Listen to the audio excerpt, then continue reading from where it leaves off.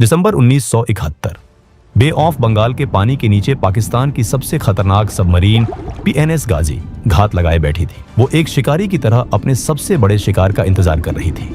भारत का सबसे ताकतवर aircraft carrier INS Vikrant Pakistan का प्लान था। जैसे ही आईएनएस विक्रांत अपने बेस से बाहर समंदर में निकलेगा, गाजी उसे अपने टॉर्पीडो से उड़ा देगी। लेकिन इंडियन नेवी को कुछ और ही मंजूर था। पानी के अंदर पीएनएस गाजी को छुपे हुए काफी लंबा समय बीत चुका था। सबमरीन के अंदर ऑक्सीजन की कमी होने लगी थी। अंदर बैठे पाकिस्तानी सैनिकों का दम घुट रहा था। इसलिए मजबूरी में गाजी के कैप्टन ने एक फैसला किया। उन्होंने फ्रेश एयर के लिए सबमरीन को पानी के ऊपर ले जाने का ऑर्डर दिया। सबमरीन धीरे धीरे ऊपर जाने लगी, लेकिन ऊपर पहुंचकर जैसे ही कैप्टन ने सबमरीन के टेलीस्कोप से बाहर देखा, उनके होश उड़ गए। भारत का डिस्ट्रॉयर शिप आईएनएस राजपुत पूरी स्पीड से सीधा उनकी ही तरफ चला आ रहा था। इसे देखकर कैप्टन बुरी तरह घबरा गया। उसने चीखते हुए तुरंत सबमरीन को वापस पानी के नीचे ले जाने का ऑर्डर दिया, लेकिन तब तक बहुत देर हो चुकी थी। दोस्तों, इस वीडियो में हम आपको बताएंगे कि कैसे भारत ने पाकिस्तान के पीएनएस गाजी को अपने बिछाए जाल में फंसाया, कैसे गाजी खुद ब खुद भारत के चंगुल में आ गई, और कैसे इंडियन नेवी ने आईएनएस विक्रांत को बचाने के लिए एक ऐसा शानदार मास्टर प्लान बनाया जिसने पाकिस्तान की इस खतरनाक सबमरीन को हमेशा के लिए समंदर में दफन कर दिया। साल 1947 पाकिस्तान बनने के बाद बंगाल का पूर्वी हिस्सा ईस्ट पाकिस्तान कहलाया, लेकिन इक्वल पॉपुलेशन होने के बावजूद सत्ता और पावर हमेशा वेस्ट पाकिस्तान के हुक्मरानों की मुट्ठी में रहे। वेस्ट पाकिस्तान के लीडर्स ने ईस्ट पाकिस्तान को हमेशा एक कॉलोनी की तरह ट्रीट किया। उनके कल्चर को दबाया गया, उनकी बांग्ला भाषा को कुचलने की कोशिश की गई, जिसने ईस्ट पाकिस्तान के लोगों के दिलों में बगावत के बीज बो दिए थे। साल 1970 आते आते ये बगावत एक ज्वालामुखी बन चुकी थी। पाकिस्तान के जनरल इलेक्शन में शेख मुजीबुर रहमान की पार्टी आवामी लीग ने जुल्फिकार अली भुट्टो को करारी शिकस्त दी। मुजीबुर रहमान के पास बहुमत था, लेकिन वेस्ट पाकिस्तान के मिलिट्री जनरल्स को एक बांग्ला भाषी नेता को अपना प्राइम मिनिस्टर मानना किसी भी कीमत पर गवारा नहीं था। उन्होंने लोकतंत्र का गला घोंटते हुए मुजीबुर रहमान को सत्ता सौंपने से साफ इनकार कर दिया। नतीजा, ईस्ट पाकिस्तान की सड़कों पर सैलाब आ गया।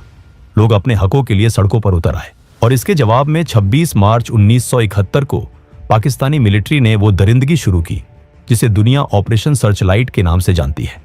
पाकिस्तानी सेना ने ईस्ट पाकिस्तान में मासूमों का कत्लेआम शुरू कर दिया। महिलाओं की इज्जत लूटी गई, बच्चों को संगीनों पर टांग दिया गया।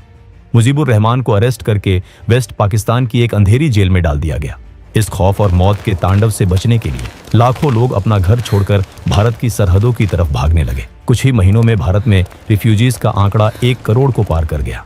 भारत चुप नहीं बैठ सकता था। प्राइम मिनिस्टर इंदिरा गांधी ने पूरी दुनिया, खासकर अमेरिका और वेस्टर्न कंट्रीज के दरवाजे खटखटाए, लेकिन कोल्ड वॉर के उस दौर में अमेरिका पाकिस्तान की पीठ थपथपा रहा था। इंदिरा गांधी जल्द से जल्द पाकिस्तान पर मिलिट्री एक्शन लेना चाहती थी। अप्रैल 1971 में उन्होंने army chief general Sam Manekshaw को अपने ऑफिस में बुलाया। इंदिरा गांधी ने उनसे कहा, सैम, मैं चाहती हूं कि हम अभी ईस्ट पाकिस्तान में कदम रखें। सैम मानेकशॉ ने कहा, प्राइम मिनिस्टर, अगर हम अभी युद्ध में उतरे तो हार निश्चित है। मानेकशॉ ने एक नक्शा खोला और उंगली रखते हुए समझाया, मैडम, मानसून सिर पर है, ईस्ट पाकिस्तान की नदियां उफान पर होंगी, पूरा इलाका कीचड़ और बाढ़ में तब्दील हो जाएगा। हमारे टैंक्स और तोपें उस दलदल में फंस जाएंगी। मेरी फौज लड़ने से ज्यादा बाढ़ से जूझ रही होगी। मुझे सर्दियों तक का वक्त दीजिए, मैं आपको गारंटी देता हूं, जीत हमारी होगी। इंदिरा गांधी ने एक जीनियस मिलिट्री कमांडर की बात मान ली।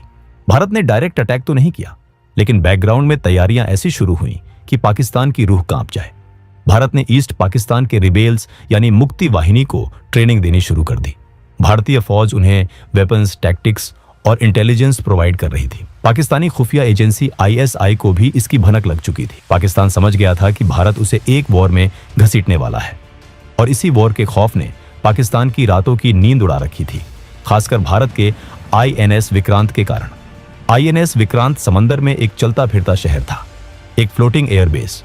इस पर तैनात हॉकर, सीहॉक और सी किंग हेलीकॉप्टर्स किसी भी वक्त पाकिस्तान के पोर्ट्स पर मौत की बारिश कर सकते थे। इसके एंटी सबमरीन एयरक्राफ्ट दुश्मन को समंदर के पाताल से ढूंढ निकालने की ताकत रखते थे। पाकिस्तान जानता था कि अगर विक्रांत बे ऑफ बंगाल में पहुंच गया तो पाकिस्तान की नेवी के टुकड़े टुकड़े हो जाएंगे। भारत ने पाकिस्तान को चारों तरफ से घेरने के लिए एक बेहद शानदार माइंड गेम खेला। भारत ने पहले ही अपने एयर स्पेस को पाकिस्तानी जहाजों के लिए ब्लॉक कर दिया था।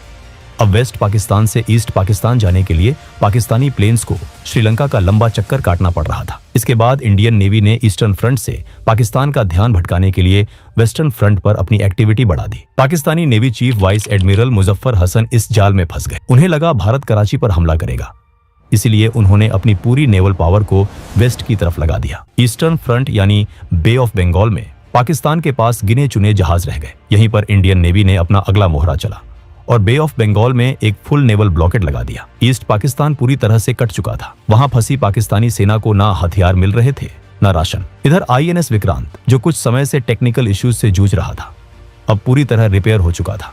वो ईस्टर्न नेवल कमांड में अपनी फ्लीट के साथ तैनात था। 8 नवंबर 1971 को पाकिस्तानी नेवी के रियर एडमिरल अब्दुल वाहिद ने PNS गाजी के कैप्टन जफर मोहम्मद खान को एक सीक्रेट ब्रीफिंग के लिए बुलाया। वाहिद ने कहा, कैप्टन जफर, तुम्हारे मिशन का नाम INS विक्रांत है। इसे ढूंढो और इसे तबाह कर दो। जो भी हो जाए, विक्रांत जिंदा नहीं बचना चाहिए। गाजी के सभी नौसैनिकों की छुट्टियां तुरंत कैंसिल कर दी गई। सबमरीन में टॉर्पीडो और माइंस लोड किए गए।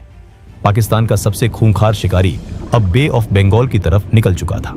लेकिन समंदर के नीचे चल रही इस हलचल को इंडियन नेवी बहुत पहले ही भांप चुकी थी। चटगांव में पाकिस्तानी नेवल अथॉरिटीज के बीच इंटरसेप्ट किए गए एक छोटे से मैसेज ने भारत को अलर्ट कर दिया था। उस मैसेज में एक स्पेशल ग्रेड लुब्रिकेशन ऑयल की डिमांड की गई थी। एक नेवल ऑफिसर ने अपने सीनियर से कहा, सर, ये ऑयल सिर्फ माइन स्वीपर्स या सबमरीन्स में यूज होता है और पाकिस्तान की कोई भी normal submarine Bay of Bengal तक आने की रेंज नहीं रखती। इसका सिर्फ एक ही मतलब है, PNS गाजी हमारी तरफ बढ़ रही है। ईस्टर्न नेवल कमांड के वाइस एडमिरल नीलकंठ कृष्णन एक जीनियस स्ट्रेटेजिस्ट थे। उन्होंने तय किया कि गाजी को हम नहीं ढूंढेंगे, बल्कि गाजी खुद हमारी बिछाई हुई मौत के जाल में चलकर आएगी। हम विक्रांत को समंदर से गायब कर देंगे। एडमिरल कृष्णन ने अपने कमांडर से कहा, गायब?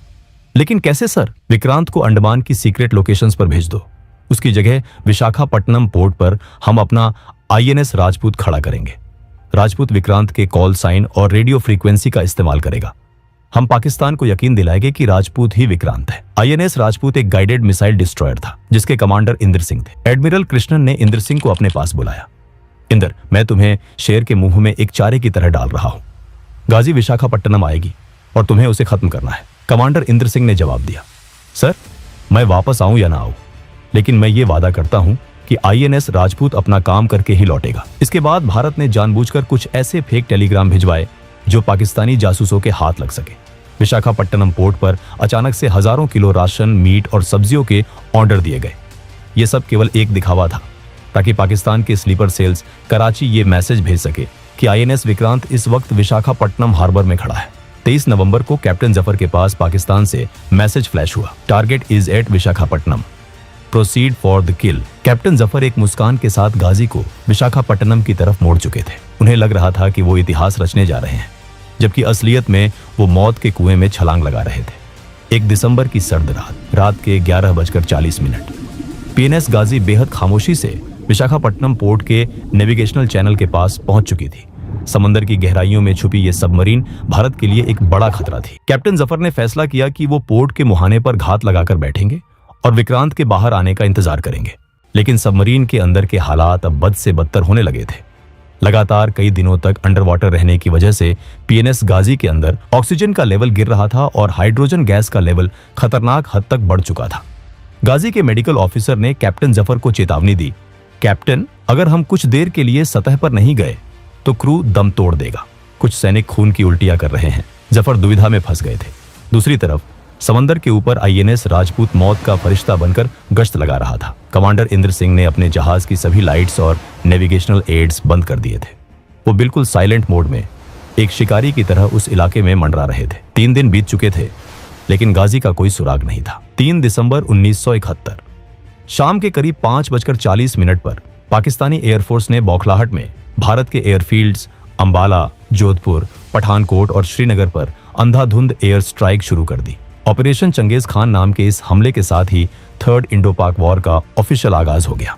उसी रात प्राइम मिनिस्टर इंदिरा गांधी ने ऑल इंडिया रेडियो पर देश को एड्रेस किया।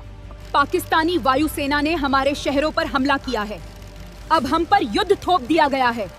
देश एकजुट रहे, इधर विशाखापट्टनम के समंदर में हलचल तेज हो गई। आईएनएस राजपूत को भी तुरंत वहां से निकलकर मेन फ्लीट को ज्वाइन करने के ऑर्डर्स मिल गए। इंद्र सिंह अपनी ड्यूटी पूरी कर राजपूत को पोर्ट से बाहर निकाल रहे थे। तभी समंदर के नीचे गाजी में सांस लेना असंभव हो चुका था। मजबूरी में कैप्टन जफर ने ऑर्डर दिया, bring the submarine to periscope depth, हमें फ्रेश एयर चाहिए। पीएनएस गाजी धीरे धीरे समंदर की सतह की तरफ बढ़ने लगी और यही कैप्टन जफर की जिंदगी की सबसे बड़ी और आखिरी गलती थी। जैसे ही गाजी ऊपर की तरफ आई, आईएनएस राजपूत के पावरफुल सोनार ने एक झटके में उसे डिटेक्ट कर लिया। सोनार स्क्रीन पर ब्लिप उभरते ही राजपूत के कंट्रोल रूम में अलार्म बजने लगे। इसके बाद आईएनएस राजपूत पूरी ताकत के साथ उस लोकेशन की तरफ दौड़ा। पेरिस्कोप से झांकते हुए जफर की आंखें फटी की फटी रह गईं।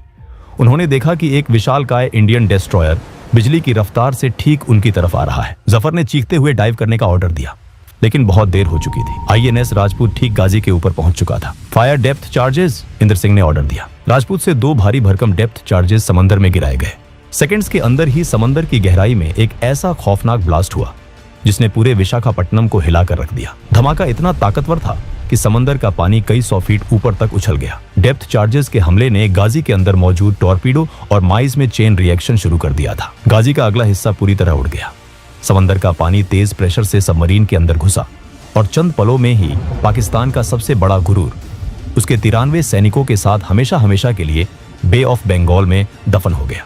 4 दिसंबर की सुबह विशाखापट्टनम के मछुआरों ने समंदर की सतह पर पीएनएस गाजी का मलबा, तेल के धब्बे और पाकिस्तानी सैनिकों की लाइफ जैकेट्स को देखा। इंडियन नेवी की टीम ने घटनास्थल पर पहुंचकर जब मलबे की जांच की तो उन्हें गाजी की टूटी हुई घड़ी मिली, जिसकी सुइयां 4 दिसंबर की रात 12:15 पर हमेशा के लिए रुक चुकी थी। गाजी के डूबने की खबर जैसे ही रावलपिंडी पहुंची, पाकिस्तानी जनरल्स के पैरों तले जमीन खिसक गई। बदनामी से बचने के लिए पाकिस्तान ने दुनिया के सामने एक झूठी कहानी घड़ी कि गाजी अपनी ही बिछाई हुई माइंस से टकराकर एक्सीडेंटली डूब गई, लेकिन सच पूरी दुनिया जानती थी। अब आईएनएस विक्रांत को रोकने वाला कोई नहीं था। 4 दिसंबर को ही विक्रांत ने अपनी असली ताकत का मुजाहिरा किया। उसके डेक से उड़े लड़ाकू विमानों ने चटगांव और कॉक्स बाजार के पाकिस्तानी ठिकानों पर आग की बारिश कर दी। वेस्टर्न फ्रंट पर भी भारत ने ऑपरेशन ट्राइडेंट लॉन्च कर दिया। इंडियन मिसाइल बोट्स ने कराची पोर्ट के अंदर घुसकर पाकिस्तानी डिस्ट्रॉयर पीएनएस खैबर और उनके फ्यूल रिजर्व्स को राख में मिला दिया। पूरा कराची पोर्ट 7 दिनों तक जलता रहा। महज 13 दिनों के अंदर पाकिस्तान के हौसले पस्त हो गए। 16 दिसंबर 1971 को पाकिस्तानी फौज के जनरल नियाजी ने अपने 93,000 सैनिकों के साथ इंडियन आर्मी के सामने घुटने टेक दिए। ये दूसरे विश्व युद्ध के बाद दुनिया का सबसे बड़ा सरेंडर था और इसी के साथ दुनिया के नक्शे पर एक नए आजाद मुल्क का जन्म हुआ, बांग्लादेश। आईएनएस विक्रांत का शिकार करने निकली पीएनएस गाजी आज भी विशाखापट्टनम के पास समंदर की गहराइयों में एक खामोश कब्र बनकर सो रही है। दोस्तों, वीडियो पसंद आया हो तो वीडियो को लाइक जरूर करें और ऐसे ही और वीडियोस देखने के लिए हमारे चैनल को भी सब्सक्राइब करें। तब तक के लिए जय हिंद, जय भारत।